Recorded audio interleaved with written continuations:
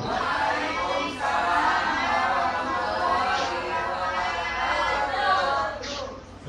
siang Bapak Ibu guru dan Bapak kepala sekolah yang telah hadir di ruang guru ini. Puji syukur kami panjatkan kehadirat Allah Subhanahu wa taala yang telah memberikan nikmat sehat kepada kita semua sehingga kita dapat berkumpul kembali di ruangan yang sejuk ini. Shalawat kata salam tidak lupa kami panjatkan pada Nabi besar kita, Nabi Muhammad Sallallahu Alaihi Wasallam, yang telah membawa kita dari zaman kegelapan ke zaman yang terang benderang seperti ini. Baik, Bapak Ibu, langsung saja. Maksud kami berada di depan sini yaitu untuk aksi nyata ya, aksi nyata budaya positif modul 1.4 ya. Ini termasuk diseminasi dan tugas dari LMS TGP seperti itu ya. Saya sendiri, saya Toto Octavian Nugroho dan teman saya dari Sulistyo ini akan memaparkan tentang aksi nyata budaya positif. Sekali lagi di sini bukan kami bermaksud menggurui, tapi kita sharing ya, kita sharing berbagi tentang info dan ilmu yang kita sudah dapat dalam TGP ya. Penyebaran pengalaman kepada rekan guru. Ini undangannya sudah share di grup WA tadi malam. Lanjut dari di balik kami di TGP ini ada support yang sangat besar ya, terutama dari keluarga besar SDN Cengkareng Timur 21 pagi. Mana tepuk tangannya nih keluarga besar? Gitu ya. Ya, termasuk keluarga kami semua. Kemudian ada orang-orang hebat juga yang mendampingi kami dalam pelatihan CGP ini. Yang pertama Pak Joko Prasetyo MPD ya, itu sebagai fasilitator dari Ibu Teri. Kemudian ada Bapak Heri Sabtono MT, pengajar praktik dari Ibu Teri ya. Kemudian fasilitator saya itu Pak Rudi Irawan. Kemudian ada Pak Lukman Hakim MPD sebagai pengajar praktik saya. Nah, ini Bu Teri, kemudian ini saya sendiri. Ya lanjut Bu Teri. Nah, sebelum kita masuk ke materi ini, saya meminta kepada Ibu Wakil Kepala Sekolah Ibu Raja Gesti Triutami untuk memberikan harapannya kepada kami, harapan untuk kami ke depannya, semoga kami bisa menjadi lebih baik lagi. Kepada Bu Raja Gesti Triutami, waktu dan tempat kami persilakan.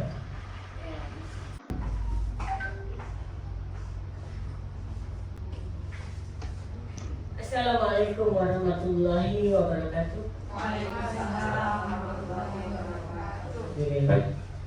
Kepada kehendak Allah Subhanahu wa taala, pada hari ini kita bisa kumpul melihat perkembangan dan kemajuan dari CGP kita itu Bu Teri dan Pak Toto Nugroho. Tepuk tangan dulu buat mereka berdua. Kita selalu ya. Pada kesempatan ini sebenarnya harapan yang kita ini dari mereka berdua, apalagi pada teman-teman kita yang sedang merintis untuk selanjutnya CGP angkatan selanjutnya ya. Nah, harapannya banyak, tapi salah satu itu mampu mengaplikasikan apa yang didapat dalam mengajar, sehingga mungkin dari siswa-siswanya juga tidak jenuh untuk belajar ya, menimbulkan motivasi yang tinggi. Begitu pula pada kita melihat CGP ini, kayak ini ngeri banget ya, apalagi saya ya. Aduh, tua, jadi nggak bisa nih, cuma memberi support aja. Semoga dapat diaplikasikan dan apresiasi yang lebih tinggi lagi, yaitu kesuksesan dalam menggapai dan lolos CGP Angkatan 9 dengan sukses tanpa halangan. Mungkin cukup sekian harapan dari saya. Insya Allah dapat diaplikasikan lebih lanjut dan teman-teman menyusul selanjutnya. Sebagai penutupnya, wassalamualaikum warahmatullahi wabarakatuh. Ya, terima kasih pada Bu Jagesti atas harapannya. Semoga semua itu dapat terlaksana. Amin ya rabbal alamin. Baik, dengan sambutan dari Bu Jagesti tadi, kita buka saja, kita mulai saja tentang sharing ini dengan membaca basmalah. Bismillahirrahmanirrahim. Untuk rasa nasionalisme kita, ya, kita menyanyikan lagu Indonesia Raya. Bisa tolong berdiri para bapak ibu guru.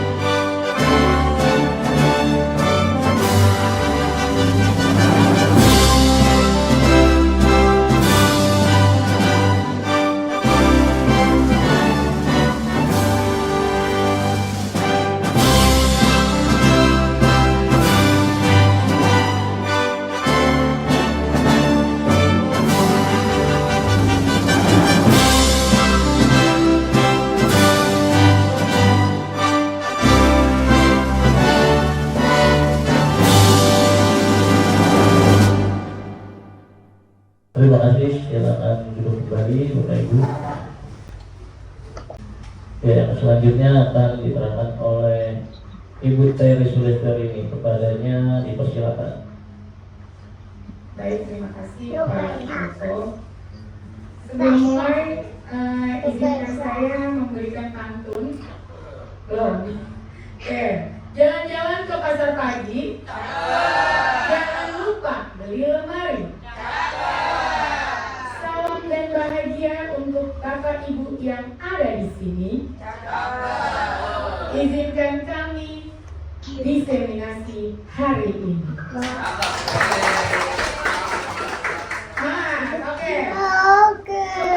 Kan kalau kita mengajar biasanya kita memberikan apresiasi atau membangun semangat anak dulu. Coba kita tepuk semangat dulu sebelum memulai kegiatan hari ini. Tepuk semangat. Semangat. Semangat. Semangat.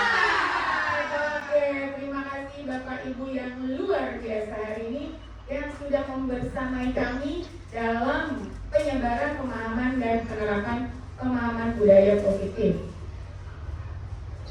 Ada 8 judul yang akan kita bahas hari ini. Yang pertama yaitu perubahan disiplin positif, perubahan paradigma belajar, kemudian disiplin positif, nilai-nilai kebajikan, kebutuhan dasar manusia, motivasi perilaku manusia, posisi kontrol guru, keyakinan kelas, dan segitiga restitusi.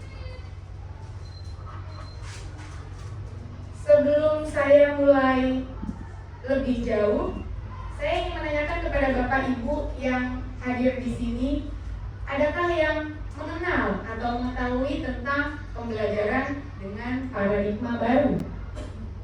Di awal waktu pandemi kita mulai digaung-gaungkan nih, ada pembelajaran paradigma baru. Mungkin ada yang masih ingat 2 tahun ke belakang dengan istilah-istilah tersebut? Lupa ya? Oke. Lupa? Kalau kurikulum merdeka bagaimana? Oke, kurikulum merdeka itu merupakan istilah dari pembelajaran dengan paradigma baru. Emang saat ini kita juga baru mulai ya, baru kelas 1 dan 4, kemudian tahun kedua ini kelas 2 dan 5 ya. Jadi sekolah kita predikatnya sekolah mandiri berubah ya, merdeka berubah ya. Ya. Untuk pembelajaran dengan paradigma baru merupakan pembelajaran yang dirancang berdasarkan prinsip pembelajaran berdiferensiasi. Kemudian apa sih berdiferensiasi itu? Nah, pembelajaran berdiferensiasi itu membuat peserta didik atau murid belajar sesuai kebutuhannya dan berdasarkan tahap perkembangan sesuai untuk mewujudkan teori psikologi modern dan untuk mewujudkan profil pelajar Pancasila. Nah, profil pelajar Pancasila kita udah ketahui bersama nih, ada 6 karakter. Coba kasih tepuknya Bapak Ibu, boleh? Boleh. Oke, 1, 2, 3. Pelajar Pancasila beriman dan bertakwa pada Tuhan Yang Esa dan berakhlak mulia, berkebinekaan global, gotong royong mandiri, kreatif dan bernalar kritis. Alhamdulillah. Makin semangat Bapak Ibu? Makin semangat. Ada 6 karakter di profil pelajar Pancasila yang sudah kita nyanyikan tersebut. Kemudian next, Pak Toto. Nah, perubahan paradigma. Tadi kita sudah membahas sedikit tentang pembelajaran paradigma baru atau yang kita kenal dengan kurikulum merdeka. Bagaimana sih perubahan paradigma itu? Kita ibaratkan seperti kegiatan kepalan tangan. Ada A dan B, atau Anda dan teman Anda, boleh yang duduknya berdekatan dipraktekkan. Sobeklah secari kertas kecil, tuliskan benda atau sesuatu yang sangat berharga untuk Anda. Kemudian letakkan di salah satu tangan Anda dan genggam benda atau sesuatu tersebut dengan segala daya. Buatlah kepalan. Kemudian teman Anda yang B akan mencoba dengan sekuat tenaga dengan berbagai cara untuk meminta Anda memberikan benda tersebut. B bisa membujuk, mengancam, menghardik, merayu, menyuap, apa saja agar dapat membuka kepalan tangan Anda. Kira-kira apa yang terjadi? Kalau Anda di posisi A dan Anda yang di posisi B, ada yang ingin menyampaikan pendapat mungkin? Jika di posisi A, Anda yang mengambil atau menyobek kertas dan meletakkannya di genggaman tangan Anda, kira-kira akan dibuka nggak kalau ada teman Anda yang dengan segala daya upaya tadi membujuk, mengancam, menghardik, merayu dan sebagainya, kira-kira akan dibuka atau tidak? Bu Fajar? Enggak, Bu Fajar nggak dibuka. Pak Sahid? Buka. Bu Desi? Oh, buka. Oke, baik. Ada alasannya daripada berantem mending dibuka aja. Ada yang mempertahankan untuk tidak dibuka. Nah, siapa yang memegang kontrol tersebut? Untuk membuka atau tidak membuka? A. Orang dengan posisi A ya, yang menggenggam kertas. Jadi mau dibuka atau tidak? Tidak, itu dikontrol oleh orang itu sendiri. Baik, terima kasih Bapak Ibu. Nah, tadi siapa sesungguhnya yang memberi kontrol? Di sini ada perubahan paradigma dari stimulus respon menjadi teori kontrol atau pilihan. Ya, teori kontrol atau teori pilihan. Jadi ini yang mengontrol kita. Jadi di sini ada pergeseran. Zaman dahulu kalau mungkin Bapak Ibu yang senior di atas saya di sini, sekolah itu kalau laporan sama orang tua habis diomelin gurunya di rumah diapain? Ditambahin biasanya. Saya mau ngerjain PR, terus disambut pakai penggaris kayu sama guru saya. Pulang ke rumah ngadu, apakah dibelain? Iya, zaman dulu gak ada yang belain orang tua. Orang anaknya salah, ya kan? Zaman sekarang bagaimana Bapak Ibu? CRM, oke. Dilaporkan ke CRM, apalagi kalau sampai penggaris kayunya melayang, ya, tersentuh sama murid Bapak Ibu sekalian. Nah, pergeseran paradigma tersebut yang sesungguhnya itu bisa kita yang mengontrol. Nah, pergeserannya apa saja? Dahulu dari stimulus dan respon, kita mencoba mengubah orang agar berpandangan sama dengan kita. Padahal yang seharusnya di teori kontrol pilihan ini kita berusaha memahami pandangan orang lain tentang dunia. Jadi bukan orang yang mesti paham pikiran saya, kita yang mesti membuka pikiran kita untuk memahami orang lain. Kemudian yang kedua, perilaku buruk dilihat sebagai suatu kesalahan.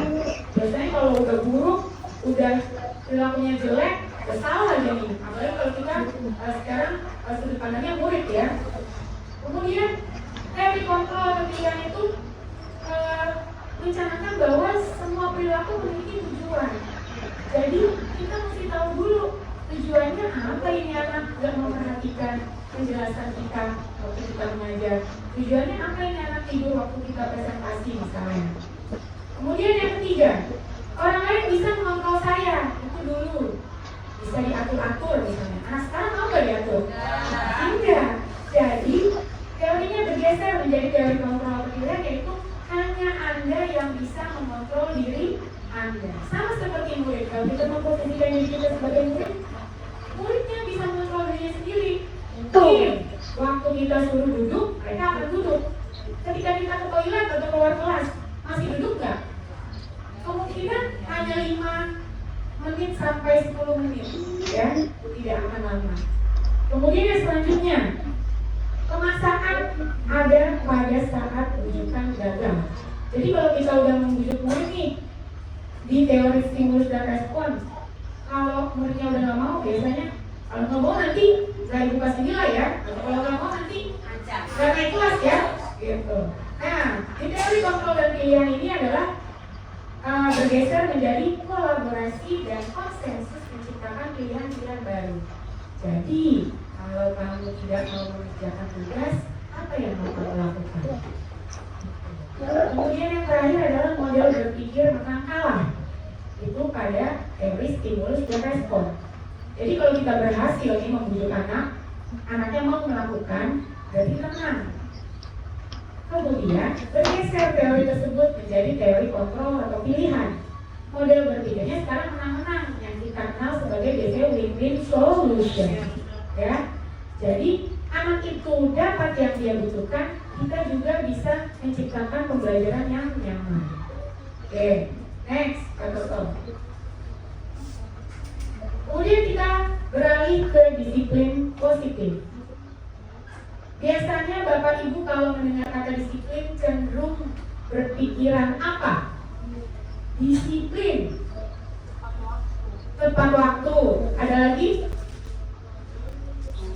Disiplin, tidak melanggar aturan. Nah, aturan atau peraturan.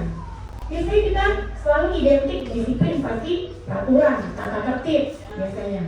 Nah, sebenarnya kata disiplin itu berasal dari kata disiplina, yang artinya belajar. Nah, belajar ini, disiplin ini mengacu pada disiplin diri yang memiliki tanggung jawab terhadap apa yang dilakukannya berdasarkan nilai-nilai yang diyakini. Contoh, ada himbauan dari kepala sekolah, anak-anak masuk jam 6.15 mesti udah baris. Kemudian kira-kira anak-anak ini akan mau nggak datang ke sekolah 6.15? Menurut Bapak Ibu, mau nggak? Mau. Senang datang jam 6.15 ke sekolah. Ada yang keberatan datang jam 6.15 dari murid Bapak Ibu? Ada. Biasanya kalau keberatan ada alasan tertentu kah? Iya. Yang keberatan bisa ada alasan tertentu. Contoh bunyi mungkin bangunnya terlalu pagi, masih ngantuk. bangunnya kepagian jadi masih ngantuk. Oke, itu yang keberatan. Bagaimana yang memang patuh untuk datang jam 6.15? Semangat banget. Semangat banget. Oke. Semangatnya semangat takut diomelin kah? Takut dikunciin kah? Atau semangat karena dari dalam dirinya itu semangat mau datang ke sekolah? Semangat Sebelum ada peraturan, misalnya sebelum ada peraturan itu memang siswanya sendiri sudah datang sebelum pukul 6.15 Ibu. Oke, baik. Berarti alhamdulillah ya. Murid kita semangat semua di sini ya. Oke, tepuk tangan dulu buat murid SDG 21 pagi. Oke, lanjut. Masih semangat Bapak Ibu? Nah, dari disiplin diri ini yang memiliki tanggung jawab terhadap apa yang dilakukannya berdasarkan nilai-nilai yang diyakini, terbangunlah disiplin positif. Jadi dari dalam diri kemudian membuat disiplin positif. Apa itu disiplin positif? Disiplin positif merupakan salah satu cara penerapan disiplin yang bertujuan untuk menumbuhkan kesadaran serta membudayakan peserta didik tanpa imbalan penghargaan atau reward dan ancaman hukuman atau punishment. Nah, sebagai pendidik tujuan kita adalah menciptakan peserta didik yang memiliki disiplin diri sehingga mereka berperilaku mengacu kepada nilai-nilai kebajikan universal dan memiliki motivasi intrinsik dalam perubahan perilaku ke arah yang lebih baik. Oke, next. Tadi kita sudah singgung tentang nilai-nilai kebajikan. Nah, apa itu nilai-nilai kebajikan? Nilai-nilai kebajikan adalah nilai yang disepakati bersama, terlepas dari suku bangsa, agama, bahasa, dan latar belakangnya. Contoh ini ada 3 yang saya ambil. Ada banyak sebenarnya nilai-nilai kebajikan. Contoh nilai kebajikan institusi atau organisasi, ada 3 yang saya ambil. Pertama dari profil pelajar Pancasila yang kita sudah sama-sama hafal dan kenal benar. Kemudian yang kedua ada dari IDO atau IDO Primary Years Program PYP, yaitu nilainya ada sikap murid, ada toleransi, rasa hormat, integritas, mandiri, menghargai, kemudian antusias, empati, keingintahuan, kreatif, kerjasama, percaya diri, dan komitmen. Yang ketiga ada nilai keterampilan hidup atau life style, yaitu dapat percaya, lurus hati, pendengar yang aktif, tidak merendahkan orang lain, dan memberikan yang terbaik dari diri. Oke, next. Oke, selanjutnya ada kebutuhan dasar manusia. Biasanya kalau kita tanya sama anak-anak, apa kebutuhan dasar manusia? Jawabnya apa Ibu Bapak? Makan. Ada lagi?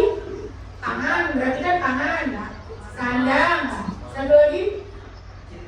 Cinta. Sandang, pangan, papan, ya. Biasanya sering banget tuh kalau ditanyain apa sandang, pangan, papan. Yang pertama makan. Oke. Kemudian kebutuhan dasar manusia adalah segala sesuatu yang kita lakukan untuk mendapatkan apa yang kita inginkan. Nah, seluruh tindakan yang kita lakukan memiliki tujuan tertentu dan semua usaha terbaik yang kita lakukan dalam rangka agar kebutuhan dasar kita terpenuhi dengan baik. Oke, next. Ada 5 kebutuhan dasar manusia. Yang pertama bertahan hidup. Jadi ada sandang, pangan, papan, yaitu makanan, pakaian, dan tempat tinggal. Kemudian keamanan, kesehatan. Kemudian ada kebutuhan kasih sayang dan rasa diterima, dipedulikan, berbagi, kerjasama, menjadi bagian dalam kelompok. Kemudian ada kebutuhan penguasaan, yaitu harga diri, keinginan untuk dianggap, kemudian memimpin, berprestasi, diakui, dan didengar. Kemudian ada kebutuhan kebebasan, yaitu mandiri, memiliki pilihan, mencoba hal baru, mampu mengendalikan arah dirinya. Yang kelima ada kebutuhan kesenangan, yaitu bermain, humor, antusiasme, dan tertawa. Selanjutnya akan dilanjutkan oleh Pak Toto. Silakan Pak Toto. Terima kasih Bu Teri. Tepuk tangan untuk Bu Teri. Masih semangat semuanya? Masih semangat. Ya. Selanjutnya motivasi perilaku manusia. Ya. Jadi pasti manusia kalau melakukan sesuatu itu ada motivasinya. Ya. Ada dua nih, motivasi intrinsik dan ekstrinsik. Ya, yang motivasi intrinsik itu untuk menjadi orang yang mereka inginkan dan menghargai diri sendiri dengan nilai-nilai yang mereka percaya. Jadi dari dalam diri sendiri. Kalau ekstrinsik itu untuk menghindari ketidaknyamanan atau hukuman, kemudian untuk mendapatkan imbalan atau penghargaan dari orang lain. Jadi ini dipengaruhi oleh luar ya, faktor luar. Next Bu Teri. Nah, ini berkaitan dengan adaptasi perilaku manusia nih. Ada istilah-istilah ini. Yang pertama, hukuman. Ya, kita sering tidak Bapak Ibu dulu pas sekolah mendapat hukuman. Sering. Misalkan seperti kita telat, hukumannya berdiri, ya kan? Terus di depan kelas ini kakinya gitu ya, jewer, misalnya tangan, ya hormat kepada bendera itu. Nah, hukuman itu adalah terutama tidak terencana atau tiba-tiba, ya tadi gitu kan, tiba-tiba disuruh ini, disuruh itu, nah, itu hukuman. Kemudian yang kedua, murid tidak tahu apa yang akan terjadi, jadi tidak dilibatkan ya. Jadi murid itu nggak tahu, tiba-tiba nih datang, dia tunjuk aja, kamu push up gitu kan, yang dulu hukuman itu, ya. Kemudian nanti ada hubungannya nih nanti. Kemudian yang nomor 3 bersifat satu arah, ya. Jadi satu arah tuh udah hukuman itu aja fisik gitu ya, fisiknya di tempat gitu. Kemudian nomor 4 berupa hukuman fisik atau psikis ya. Biasanya disuruh push up kita ya, dulu apa lagi Bapak Ibu, squat jump, kemudian ada lagi ngitarin lapangan ya, iya, nah, itu hukuman ya, hukuman. Kemudian ada lagi konsekuensi. Nah, yang pertama itu konsekuensi itu terencana atau disepakati sesuai peraturan. Misalkan anak menumpahkan minum temannya gitu ya. Nah, konsekuensinya apa dari anak itu? Harus membersihkan, ya, yang pertama benar minum kopi. Kemudian apa lagi? Minta maaf, ya. Terus itu, ya berjanji tidak mengulangi lagi, benar bumi. Jadi, nah, itu konsekuensi. Ada sebab dan akibatnya ya. Kalau sebabnya dia jatuhin air, akibatnya dia harus itu tadi melakukan itu semua. Kemudian yang kedua, murid tetap dibuat tidak nyaman. Ya, kira-kira nyaman nggak Bapak Ibu kalau seperti itu, disuruh seperti itu misalkan tanpa dari dalam dirinya sendiri. Kemudian yang ketiga, sikap guru selalu memonitor murid. Ya, jadi seolah-olah murid itu selalu diawasi gitu ya. Jadi ada CCTV-nya gitu. Jadi dia bertindak karena takut gitu ya, takut akan ini dia melanggar konsekuensi ini. Nah, di tingkat selanjutnya ini yang lebih baik itu ada restitusi. Apa sih restitusi itu? Nah, yang pertama, proses menciptakan kondisi bagi murid untuk memperbaiki kesalahan. Jadi kita fokusnya di situ bukan kesalahannya dia, ya. Jadi bagaimana kita memecahkan masalahnya dia itu. Memang dia melakukan salah, tapi tidak langsung dijudge gitu ya, just bahwa dia salah. Tentunya kan tadi ada faktornya, dia melakukan ini kenapa sih gitu ya. Kita gali gitu dengan cara restitusi. Kemudian nomor 2, proses kolaborasi yang mengajarkan murid untuk mencari solusi sendiri. Nah, nanti dari kesalahan dia, kita akan menggali terus kira-kira gimana sih nanti ke depannya supaya tidak melakukan hal itu lagi. Nah, itu harus dari muridnya sendiri yang memecahkan masalah itu. Baik, lanjut Bu Teri.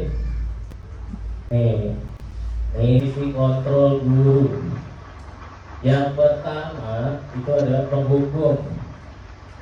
Nah, kemudian ada pemantau, ada pembuat rasa bersalah, ada teman dan manajer. Sampai sini saya rasa sebelum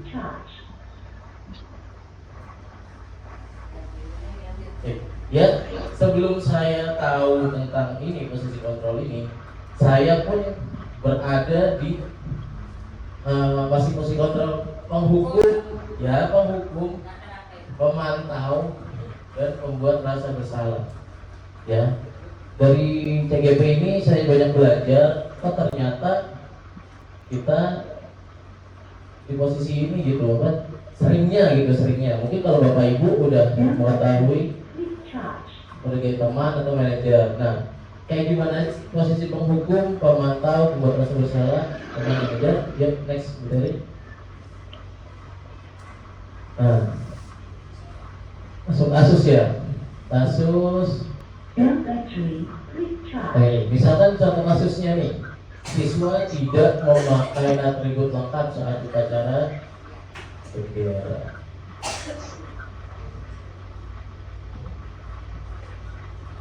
Ya, nah tadi misalkan saya nih atau kita posisi penghukum. Nah, kita hormat bendera selama 1 jam. Itu ya. Itu posisi kita sebagai penghukum.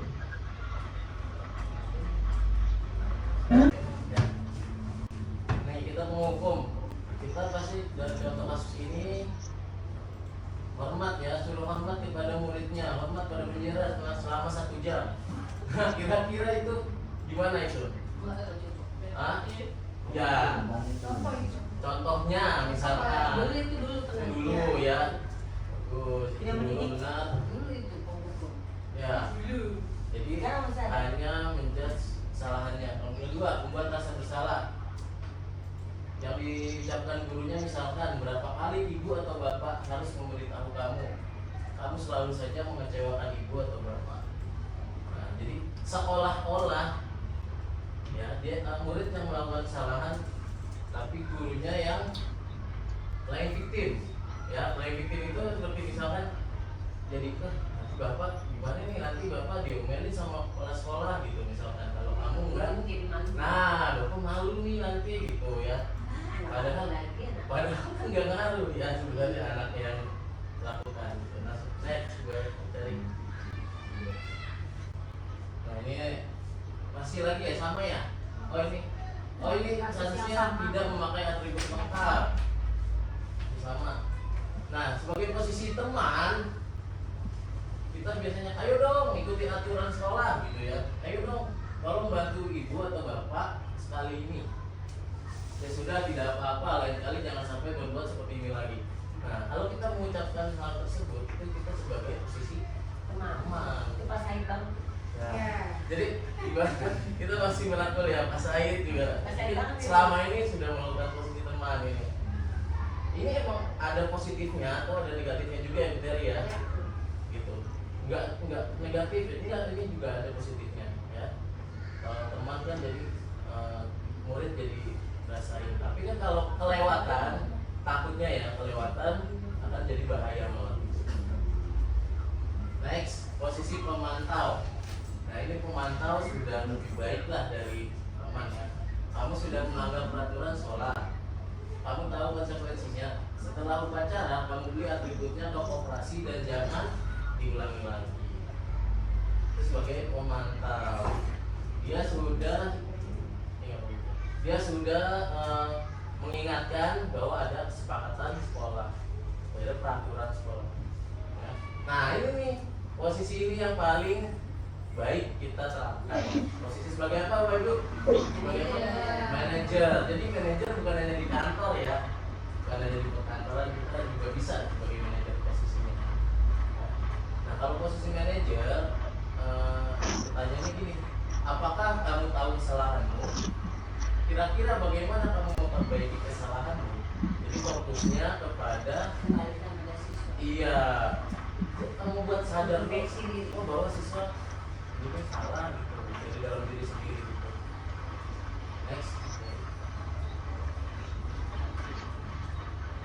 Nah ini ada ini, coba ya siapa yang tahu, misalkan saya berbicara pada murid ini, saya kecewa sekali dengan kamu nak. Merasa bersalah. Buat merasa bersalah. Merasa bersalah. Betul. Lagi? Apa lagi? Ya, betul. Ada lagi? Ada lagi? Merasa bersalah, setuju? Setuju. Buat membuat merasa bersalah. Coba mencari next. Iya. Oke, lanjut. Lanjut. Nah, kedua nih, kamu tidak pernah benar melakukannya.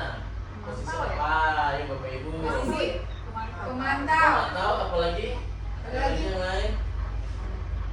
Kamu tidak pernah benar nih melakukannya, misalkan begitu sambil nonjok-nonjok. Hukum. Ayo apa? Kira-kira? Ya, Bu Novi, Bu Haji, Siti, Hukum. Pemantau. Ukur, Teman. buat rasa bersalah. Membuat rasa bersalah. Dari mana? Tahu. Oke. Nah, coba ya. Yes, ya. Oh, karena tadi aku langsung ngejat gitu ya dengan ujuk dia nih. Lanjut. Nah, apa rencanamu untuk menyelesaikan masalah ini? Manajer. Iya. Hebat memang. Ya, kamu tidak pernah mendapat nilai jika tidak mengerjakan tugas. Posisi apa? Mengancam, mengancam. Hukum. Pemantau. Oke. Iya. Kita lihat ya. Pemantau. Bobi next lagi. Bopi udah ngomong ya. Iya benar. Lanjut akan terangkan oleh Bu Terry kembali. Oke, lanjut ada tadi judul tentang keyakinan kelas. Oke, mengapa keyakinan kelas dan mengapa bukan peraturan kelas atau kesepakatan kelas biasanya? Itu dia, jadi bahasanya keyakinan kelas. Oke, Istilah baru ya? kenapa? Nah, karena pembentukan keyakinan kelas ini bersifat abstrak, kemudian berupa pernyataan universal, dibuat dalam pernyataan yang positif, kemudian sedikit saja agar mudah diingat, kemudian sesuai dengan kondisi kelas dan sekolah sehingga mudah diterapkan. Dan selanjutnya, semua warga sekolah atau kelas dilibatkan dalam membuat keyakinan kelas. Oke, kalau kesepakatan kelas kita semua sepakat, tapi apakah yakin akan dilakukan? Nah, jadi kita bergeser sedikit ke kata keyakinan kelas. Di sini ada sedikit pelaksanaan, video sedikit tentang pelaksanaan keyakinan kelas yang ada di kelas 5B. Ya. Jadi anak-anak membuat keyakinan hal-hal positif apa yang mereka yakini untuk membuat kelasnya menjadi aman, nyaman, tentram buat belajar. Ya. Jadi apa aja dituliskan boleh. Misalnya boleh makan atau minum di dalam kelas saat belajar. Silakan ditulis, ditampung oleh guru, kemudian disaring dan dibahas. Apakah setuju warga kelasnya nih? Setuju tidak dengan kesepakatan keyakinan yang dibuat oleh siswa tersebut? Kalau memang banyak yang setuju atau boleh dilakukan voting, bisa dilanjutkan ke pemajangan keyakinan kelas yang sudah disepakati bersama. Jadi bagaimana dengan Bapak Ibu dari kelas 1 sampai kelas 6? Apakah bisa mengaplikasikan hal ini untuk membuat keyakinan kelas di kelas masing-masing? Oke, alhamdulillah. Misalnya Bu Dari, ini di kapan ya yang terbaiknya? Oke, pertanyaan bagus dari Pak Toto. Sebaiknya pembentukan keyakinan kelas itu dibuat di awal. Ya, betul Bu Gesti. Di awal tahun ajaran baru ya. Jadi sambil berkenalan dengan murid-muridnya, sambil melakukan assessment diagnostik atau diagnostik test. Diagnostik itu tidak selalu kognitif ya, boleh yang non kognitif tentang hobi, kemudian latar belakang siswa, boleh tentang warna kesukaan, makanan favorit, itu yang non kognitif.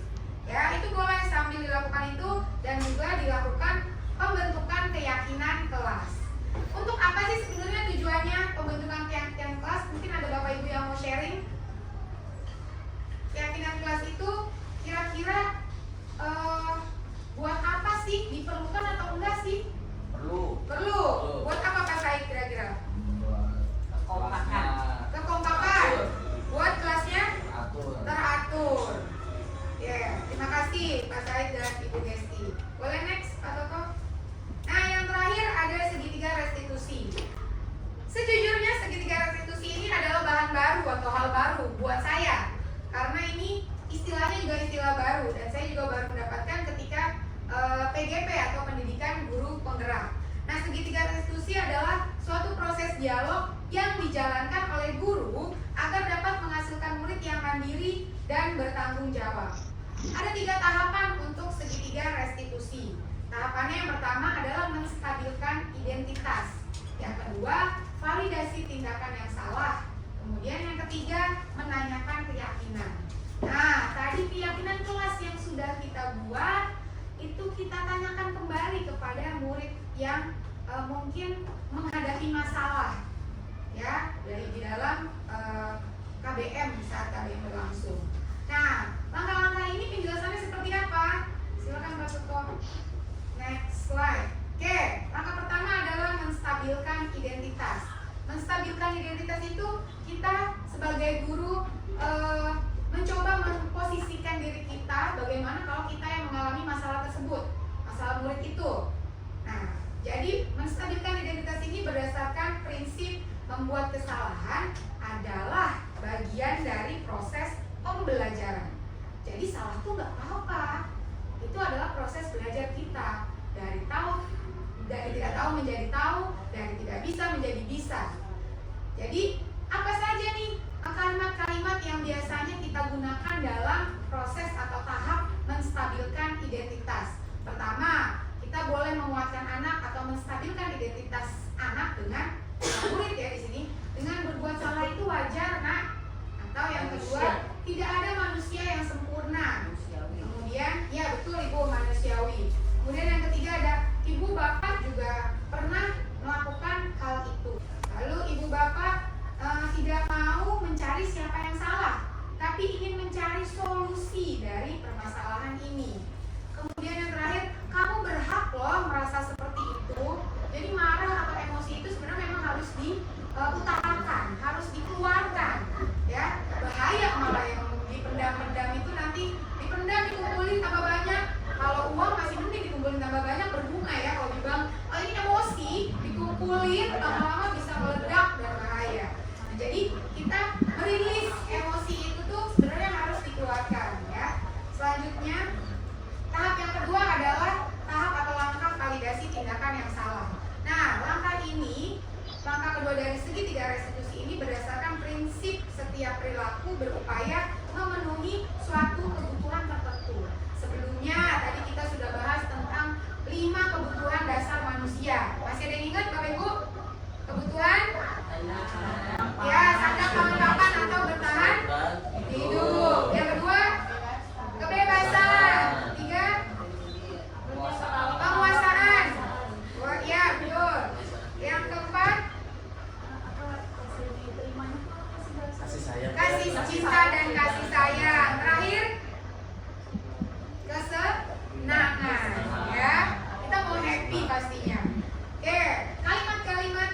langkah validasi tindakan yang salah biasanya yaitu kamu pasti punya alasan mengapa melakukan hal itu. Jadi kita gali dulu nih murid kalau ada masalah. Kemudian yang kedua biasanya kalimatnya, padahal kamu bisa ya melakukan yang lebih buruk lagi dari ini, tapi kamu masih tetap sabar. Oke, yang ketiga biasanya kamu patut bangga karena telah melindungi sesuatu yang penting buatmu. Kemudian yang keempat, kamu melakukannya karena mempertahankan sesuatu yang penting bagimu. Oke, next.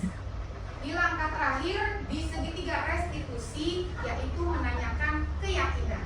Nah, ini berdasarkan prinsip teori kontrol bahwa pada dasarnya kita termotivasi secara intrinsik. Ya, tadi sebagai guru ada 5 posisi kontrol. Sebagai penghukum, sebagai pemantau, sebagai pembuat rasa bersalah, manajer, sebagai teman, ya.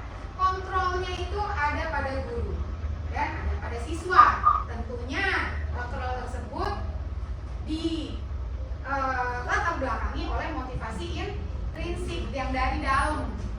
Kalau kita paksa anak itu untuk tidak bicara selama kita menjelaskan, bisa nggak anak itu melakukan hal tersebut? Enggak ya? Sebentar, betul.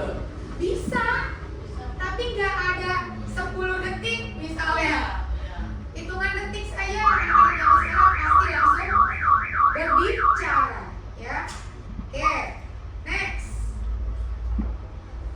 Ada video tentang segitiga restitusi yang sudah dilakukan. Silakan disimak Bapak Ibu.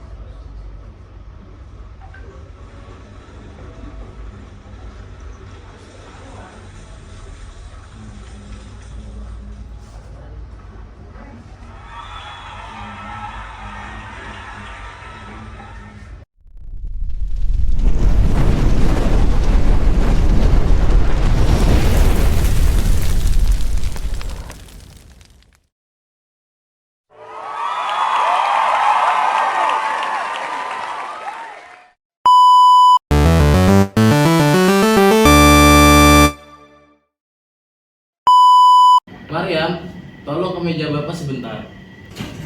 Siapa? Mariam, tadi pagi Bapak lihat kamu datang terlambat ya? Iya Pak, Memangnya kamu bangun jam berapa? jam 6.15 Pak. Kalau bangun jam 6.15, berarti kamu berangkat ke sekolahnya jam? Jam 6.30 Pak. Terkadang melakukan kesalahan itu adalah hal yang wajar. Manusia tidak ada yang sempurna. Sikap kita adalah mengambil pelajaran dari kesalahan tersebut. Tetapi hal ini tidak dapat dibenarkan. Iya Pak. Tidak seperti biasanya kamu datang terlambat. Mengapa kamu datang terlambat? Saya bangun kesiangan Pak. Memangnya kamu tidur jam berapa? Jam 11 malam Pak. Apa yang kamu lakukan sehingga tidur larut malam? Saya terlalu asik bermain handphone Pak. Apakah kamu menyadarinya bahwa terlambat itu tidak sesuai dengan keyakinan kelas kita? Iya Pak. Menurut kamu, apakah kamu sudah berbuat sesuai dengan keyakinan kelas kita? Tidak Pak. Kamu masih ingat apa saja keyakinan kelas kita? Salah satunya datang tepat waktu, menghormati guru dan teman, serta menjaga kebersihan kelas. Kira-kira keyakinan kelas apa yang perlu kamu tingkatkan? Datang tepat waktu dan menghargai waktu Pak. Apa yang kamu lakukan agar kamu tidak mengulangi kesalahan yang ini? Bangun lebih awal, memasang alarm, dan meminta dibangunkan orang tua. Kapan hal tersebut kamu lakukan? Mulai malam ini Pak. Baiklah Maria, Bapak mengharapkan hal yang terbaik dari kamu. Baik Pak, saya akan memberikan hal yang terbaik. Terima kasih Pak Guru. Sama-sama Maria. Silakan kembali ke tempat duduk kamu.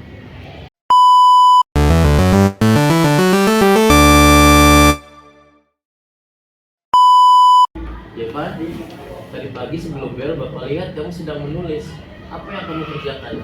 Saya menyelesaikan tugas yang kemarin belum selesai, Pak. Oh, tugas yang mewawancarai orang tua. Iya, Pak.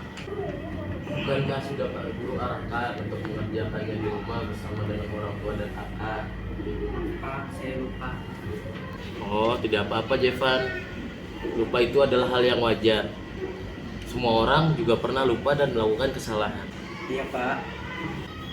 Apakah kalau kamu mengerjakannya di sekolah, masalah sudah dapat terselesaikan? Tentu tidak, Pak. Kenapa? Karena mengerjakannya mengarang dan tergesa-gesa. Menurut kamu, apakah perbuatanmu sudah sesuai dengan keyakinan kelas kita? Tidak, Pak. Apakah kamu ingat apa saja keyakinan kelas kita? Salah satunya dalam tepat waktu, menghormati guru dan teman, serta menjaga kebersihan sekolah.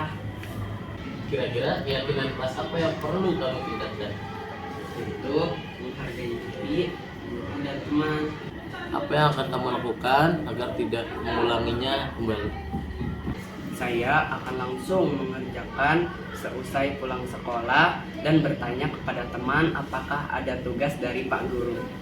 Kapan kamu akan melaksanakannya? Mulai hari ini, Pak. Baiklah, terima kasih Irfan. Bapak percaya sama kamu. Bapak mengharapkan yang terbaik dari kamu. Terima kasih, Pak. Sama-sama. Silakan kembali ke tempat. Assalamualaikum, nama saya Siti Mariam dari kelas 6B. Saya senang sekali berdiskusi dengan Pak Toto untuk dapat memperbaiki diri dan memberikan saya motivasi agar datang lebih awal. Terima kasih Pak Toto. Assalamualaikum, perkenalkan nama saya Muhammad Jevan Kadafi dari kelas 6B. Saya senang sekali diajak berbicara oleh Pak Toto. Saya lupa tidak mengerjakan PR, tetapi Pak Toto memberikan respon yang sangat baik kepada saya. Saya akan berusaha agar kesalahan saya tidak terulang. Terima kasih Pak Toto. Ya, terima kasih anak-anak Bapak yang hebat. Terima kasih atas segalanya sudah mau membuat skenario ini. Kira-kira menurut kalian seperti apa kesusahannya atau kemudahannya dalam membuat film ini? Ya, Ivan? Kesusahannya adalah sangat mudah untuk typo. Typo. Dan kemudahannya adalah saya memiliki bakat untuk Amin. Teruskan, Untuk lanjutkan. baca teksnya. Ya, cepat menghafal dialog ya. Dapat menghafal. Ya. Kesya. Kesusahannya saya ngetek berkali-kali. Ya, karena kamu yang Salah segala skenario-nya, dialognya. Kemudahannya saya sudah bisa menjadi kameramen. Ya, jadi yang kamu ambil pelajarannya bisa menjadi kameramen. Mariam, Saya ngomongnya berlibat. Kemudian suara tadi Ya, tidak begitu suaranya- kencang pertama. kemudahannya Karena ada teks ya, dikasih teks. bisa hafal. Hafal teksnya. Baik, terima kasih anak-anak hebat. Baiklah Mariam. Assalamualaikum, saya Siti Mariam dari kelas 6B. Saya senang sekali berdiskusi dengan Pak Toto untuk dapat memperbaiki. Action. Saya akan langsung mengerjakannya sesuai. Tuh kan? Action. Kapan kamu akan melaksanakannya? Mulai hari ini, Pak. Baiklah, Pak Guru. Pak Guru.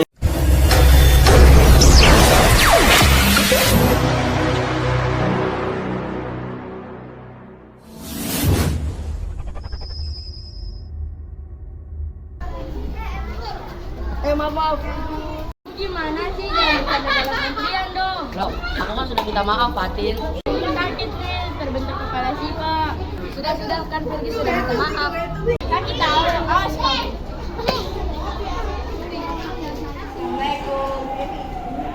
Waalaikumsalam. Fatin, ada apa? Ada yang bisa ibu bantu? Kesel Bu, tadi waktu istirahat Vicky dan Sabit bercanda di tengah antrian kantin dan membuat hidung saya terbentur kepala si Pak. Saya kesel Bu. Oh begitu, pastilah kamu marah dan kesal. Ibu juga kalau dorong dalam antrian yang banyak orang seperti itu pasti akan kesal. Kemudian kamu saat itu melakukan apa? Ya saya kesel lah Bu sama mereka. Saya bentak-bentak Vicky di depan teman-teman lain. Habis saya kesel banget Bu. Oh begitu, kamu melakukan seperti itu karena ada alasan tertentu bukan? Masa saya diam saja? Masa saya sedang diam di ruang begitu saja? Saya emosi lah, Bu. Ya wajarlah kamu emosi karena tergolong di dalam antrian yang ada orang banyaknya.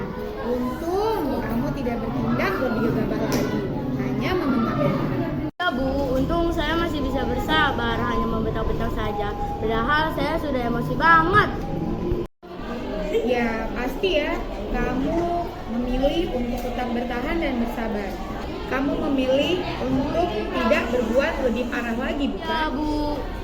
Nah, sekarang coba kita lihat lagi tindakan kamu yang membentak-bentak Firgi di depan teman-teman. Apakah tindakan kamu itu sudah sesuai dengan keyakinan kelas atau prinsip yang kamu miliki? Enggak lah, Bu. Capek kalau marah-marah. Jadi, kira-kira keyakinan atau prinsip mana yang kurang sesuai dengan keinginan kamu? Ya, saya sangat menghargai orang lain. Mungkin pada saat itu saya sedang emosi sekali. Kamu meyakini tidak bahwa menghargai orang lain itu penting buat kamu? Yakin lah, Bu. Ya, setuju. Kita harus saling menghargai. Namun, ada juga keyakinan yang kita sepakati yang harus kita jalankan ketika kita sedang marah, bukan? Saya bisa lebih proaktif lagi dengan lingkungan sekitar. Saya bisa lebih bersabar dan berpikir lagi sebelum bertindak. Kira kamu bersedia memperbaiki masalah ini tidak? Ya, bersedia lah, Bu. Kalau kamu memperbaiki masalah ini, kamu mau jadi orang seperti apa? Saya menjadi orang yang lebih sabar ya, Bu. Dan memberi waktu berpikir sebelum bertindak. Ya, menurut kamu bagaimana rasanya menjadi orang yang seperti itu? Nyaman lah, Bu.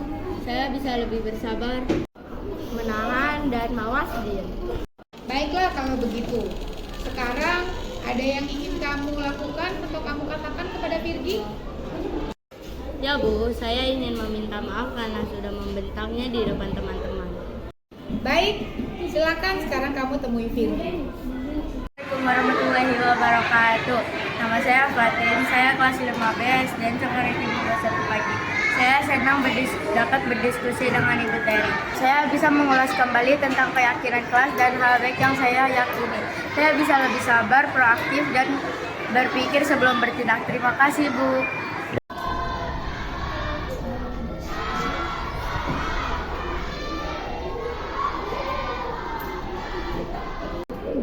Jurnal membaca 1. Judul: ada seorang petani. Petani itu mempunyai sawah yang cukup besar.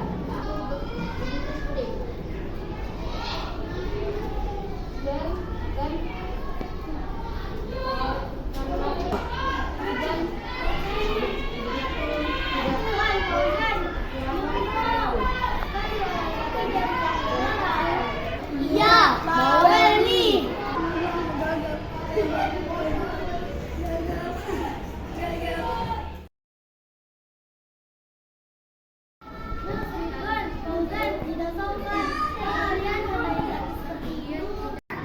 Bawel nih, Udin. Kan memang si Daki gagap, Udin. Kok kamu manggil aku pakai nama orang tua aku sih?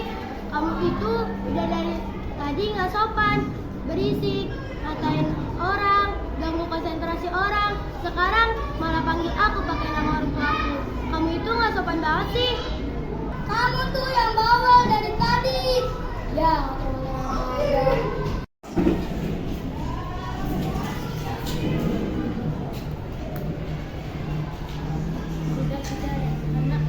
maafkan saja mereka. Gak bisa gitu, Ki. Mereka udah gak sopan, ngatain kamu gagap. Sekarang panggil aku pakai nama orang tua aku. Ada apa ini? Apa yang terjadi? Tuh dia. Oke, baiklah. Sebelum jam pulang sekolah, kalian ketemu ibu dulu berempat. Baiklah, ada yang ingin menyampaikan kejadian di kelas tadi? Saya, Bu. Saat ibu ke toilet tadi, Zaki mendapatkan giliran membaca jurnalnya di depan kelas. Tetapi Ridwan dan Fauzan malah cekikikan dan menertawakan cara baca Zaki yang tidak lancar. Saya menegur mereka untuk diam, tetapi mereka bilang saya bawel. dan menyebut saya dengan nama orang tua saya, Bu. Saya kesal dan marah pada mereka. Saya membentak-bentak mereka tadi. Apa benar yang Rehana katakan? Ridwan, Fauzan, Zaki? Iya, Bu. Oh begitu, pastilah kamu marah dan kesal.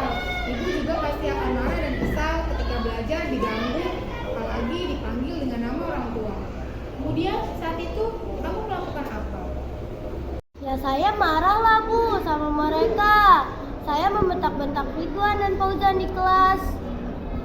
Habis saya kesel banget, Bu, gregetan. Oh begitu, kamu melakukan hal seperti itu pasti ada alasan tertentu, bukan? Iyalah, masa saya diam saja? Saya tidak terima hak belajar saya diganggu mereka. Terus mereka juga nggak sopan. Panggil saya pakai nama orang tua. Ya wajarlah kamu emosi karena terganggu dan dipanggil seperti itu. Untung kamu tidak bertindak lebih gegabah lagi, hanya membentak-bentak. Iya, Bu, untung saya masih bersabar dan hanya membentak saja. Sudah emosi banget padahal. Iya, pasti ya. Kamu memilih untuk tetap bertahan dan bersabar. Kamu memilih untuk tidak berbuat lebih parah lagi, bukan? Iya, Bu. Nah, sekarang coba kita lihat lagi tindakan kamu yang membentak-bentak Ridwan dan Fauzan di kelas. Tindakan kamu itu sesuai dengan keyakinan kelas dan prinsip yang kamu miliki tidak? Enggak lah, Bu, capek kalau marah-marah. Kalau kamu, Ridwan, Fauzan, tindakan kalian sesuai dengan keyakinan kelas atau prinsip kalian tidak? Tidak, Bu, itu termasuk bullying. Jadi, kira-kira keyakinan atau prinsip mana yang sesuai dengan keinginan kalian? Rehana, Ridwan, Fauzan? Ya, saya sebenarnya sangat menghargai orang lain. Mungkin pada saat itu saya emosi sekali, jadi tidak menunjukkan sikap itu. Ya, Bu, sebenarnya kami juga tidak mau jadi korban bullying. Dan kami sangat menghargai orang lain. Baiklah, kalian meyakini tidak bahwa menghargai orang lain itu penting buat kalian? Yakinlah, Bu. Iya, kita harus saling menghargai. Namun, ada juga keyakinan yang kita sepakati yang harus kita laksanakan ketika kita sedang marah, bukan? Ya, saya bisa lebih beradaptasi aktif dengan lingkungan sekitar. Saya bisa lebih bersabar dan berpikir lagi sebelum bertindak. Kira-kira kamu bersedia memperbaiki masalah ini tidak? Bersedia, Bu. Kalau kamu memperbaiki masalah ini, kamu mau menjadi orang seperti apa? Saya menjadi orang yang lebih bersabar lagi ya, Bu. Dan memberi waktu berpikir sebelum bertindak ya, Bu. Iya, menurut kamu bagaimana rasanya menjadi orang yang seperti itu? Ya, nyamanlah, bangga bisa menjadi orang yang sabar dan mengatur emosi. Baiklah kalau begitu. Ada yang ingin kamu sampaikan atau katakan kepada Ridwan dan Fauzan? Atau sebaliknya, Ridwan, Fauzan, ada yang ingin kamu katakan atau sampaikan kepada Rehana? Ya, Bu, saya ingin meminta maaf kepada mereka karena sudah membentak mereka di kelas. Saya juga, Bu, karena saya sudah mengejek Zaki dan Rehana.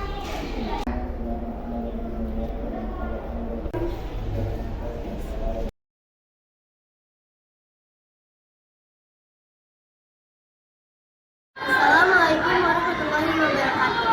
Nama saya Rehana. Saya dari kelas 5B SDN Cengkaring Timur 21 Pagi. Saya senang dapat berdiskusi dengan Ibu Ella.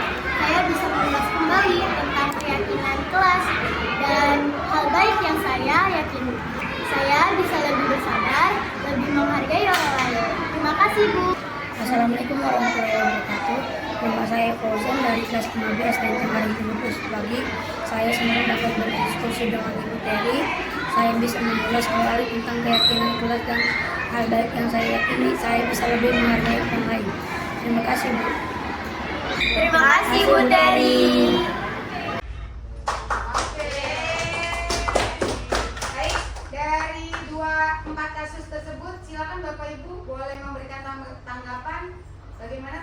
pelaksanaan segitiga restitusi yang dilakukan.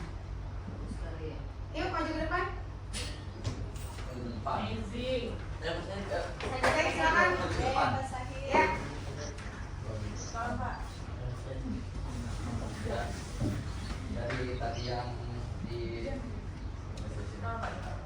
Dari yang tadi ditonton tadi bagus sekali Pak Toto menghandle yang anak-anaknya itu pertama, jadi tidak langsung menyalahkan, tanya dulu penyebabnya apa, terus bagaimana nanti memberikan kesadaran kepada anak supaya anak itu bisa berubah dengan sendirinya, dengan kemauannya, dengan pengetahuannya. Jadi bagaimana selanjutnya, terus kapan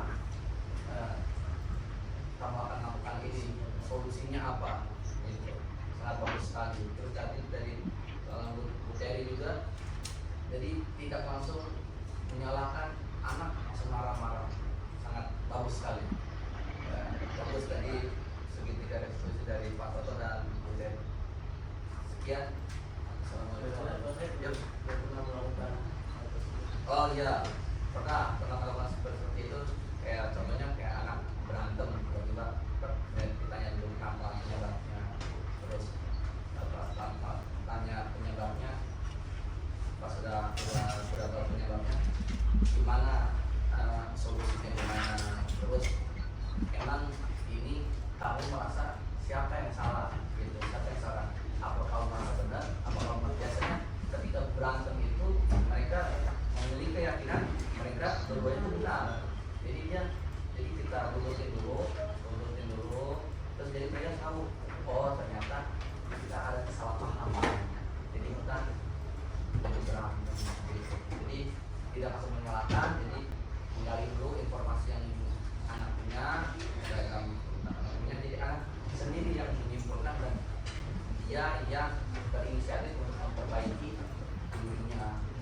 Tetap keren Pak Toto dan Eri. Terima kasih. Baik.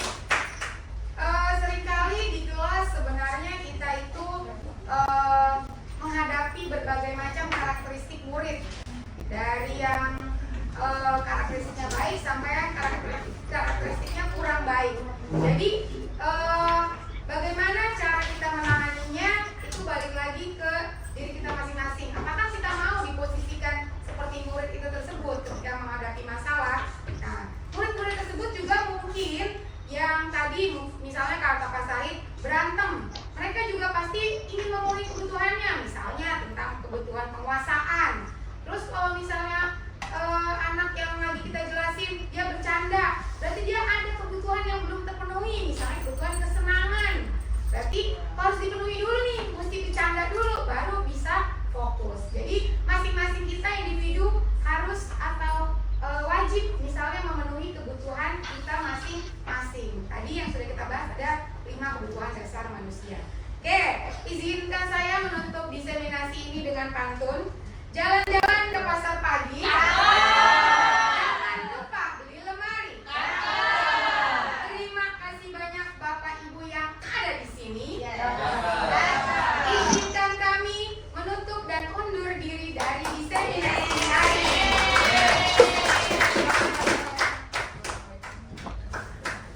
Terima kasih Bapak Ibu semuanya. Semoga apa yang kita pelajari pada hari ini dapat kita aplikasikan di nantinya ya, di kehidupan kita, di kelas kita, di sekolah kita, supaya sekolah CT21 ini semakin jaya.